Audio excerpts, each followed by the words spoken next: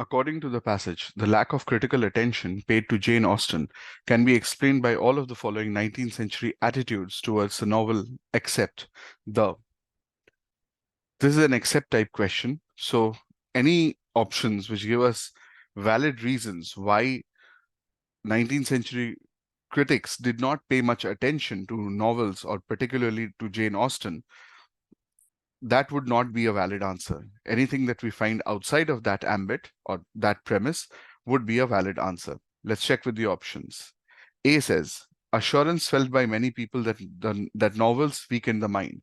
This is a valid reason. We can see this from the first paragraph. This is the opinion presented by Coleridge. Even Coleridge, certainly no literary reactionary, spoke for many when he asserted that novel reading occasions the destruction of the mind's powers. And then we mention in the second paragraph, these attitudes towards novels help explain why Austen received little attention from early 19th century literary critics. We also see the aspect of the assurance felt by many people here. When he said this, he spoke for many. So many people agreed with Coleridge. And that means this is a reason why Jane Austen was not paid much attention by critics. So A is not a valid choice. Option B says, certainly shared by many commentators that the range of novels was too narrow. Certainty shared by many commentators that the range of novels was too narrow. This is a valid choice. We can see this from the last paragraph. Yet the response of 19th century literary critics to Austen was not always so laudatory. We are saying laudatory because the previous two paragraphs, they talk about, the second paragraph talks about the opinion of Scott, and the third paragraph talks about the critic Whately.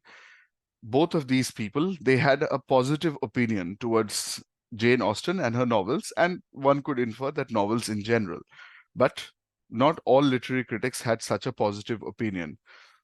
We see that in the fourth paragraph, and often anticipated the reservations of 20th century critics. An example of such a response was Lewes's complaint in 1859 that Austen's range of subjects and characters was too narrow. So Austen's range of subjects was too narrow. This certainty shared by many commentators also we can see here, because this was a response by Lewes, but we see that this was shared by a lot of 19th century literary critics.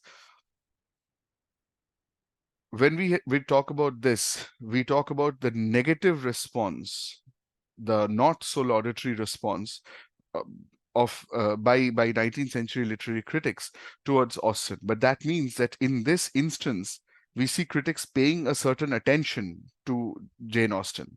It's a negative attention, but it's still attention nonetheless. So this is not a valid reason why Jane Austen in particular, and novels in general, they did not receive much critical attention. In this case, in the context of Lewes's complaint, we see that Jane Austen and her novels are getting critical attention. So B is a valid choice.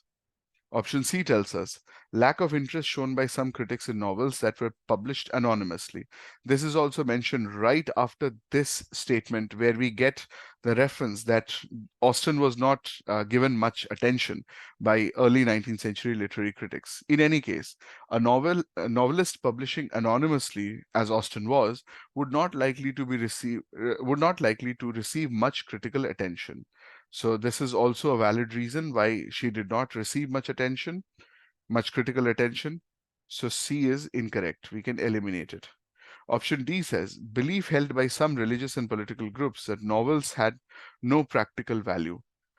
This is a reference to the first paragraph. Certain religious and political groups felt these groups also considered novels to be of little practical use, and it is these attitudes which explain why Austen received little attention from early 19th century literary critics.